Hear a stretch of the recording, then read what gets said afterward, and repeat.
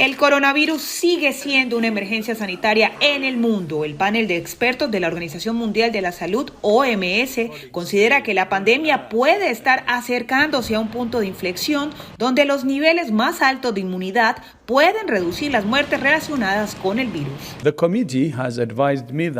comité me ha informado que, en su opinión, el COVID-19 sigue siendo una emergencia sanitaria mundial, y estoy de acuerdo. A medida que ingresamos al cuarto año de la pandemia, no hay duda de que ahora estamos en una situación mucho mejor que hace un año, cuando la ola de Omicron estaba en su apogeo. Desde el 30 de enero del 2020, cuando la Organización Mundial de la Salud declaró la pandemia, hasta el pasado 27 de enero, se contabilizan más de 752 millones de enfermos y casi 7 millones de muertos, según cifras oficiales que la propia organización admite que están muy por debajo de la realidad.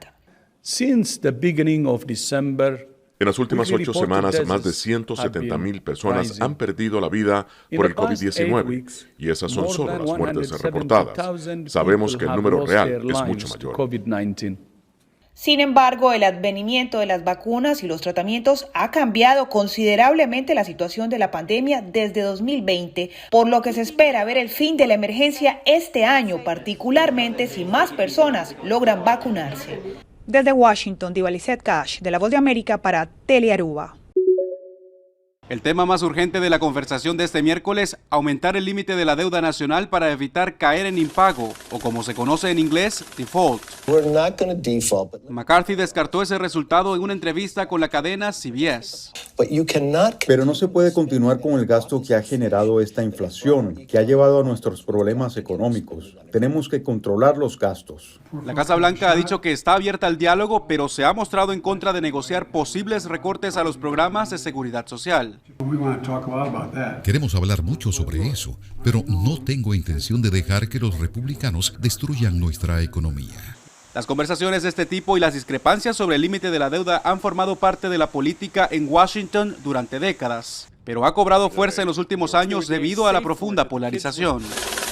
La responsabilidad de suspender el límite del endeudamiento recae en el Congreso, que ha votado unas 80 veces desde 1960 para aumentarlo, según explica este experto, para evitar un escenario catastrófico.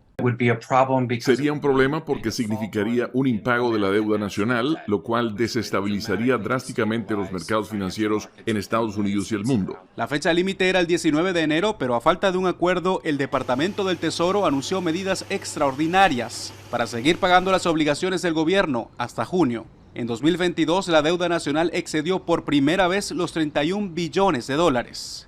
Desde la Casa Blanca reporta Jorge Agobián de La Voz de América para Telearuba.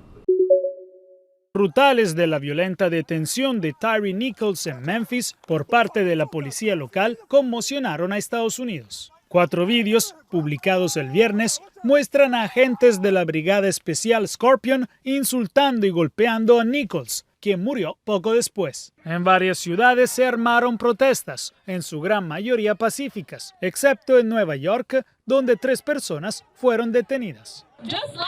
Apenas el año pasado vimos las tasas más altas de homicidios policiales en este país. No lo vamos a tolerar. Mientras el equipo Scorpion fue desmantelado y un 6º agente fue relevado del cargo este lunes, en Washington la necesidad de aprobar el proyecto de ley de reforma policial cobró relevancia. La propuesta lleva el nombre de George Floyd y busca reformar el sistema policial estadounidense para evitar episodios como el de Memphis. El presidente Joe Biden instó al Congreso a actuar. Hablé con la madre de Tyre y le expresé mis condolencias y le dije que iba a presentar el caso ante el Congreso para aprobar la ley George Floyd. Deberíamos tener esto bajo control. Solo puedo hacer mucho con una orden ejecutiva a nivel federal. Sin embargo, la categórica oposición de los senadores republicanos el año pasado y la falta de interés en la Cámara de Representantes actual le restan factibilidad al proyecto de ley tal como fue presentado en 2021. No sé si hay alguna ley que pueda detener ese mal que vimos. Al mismo tiempo, discusiones entre legisladores de ambos partidos podrían pronto dar luz a una nueva versión bipartidista de la iniciativa, con mediación de la Casa Blanca. Las negociaciones entre las partes podrían ya empezar esta semana. Desde Washington, Jacopo Luzzi, Voz de América para Telearuba.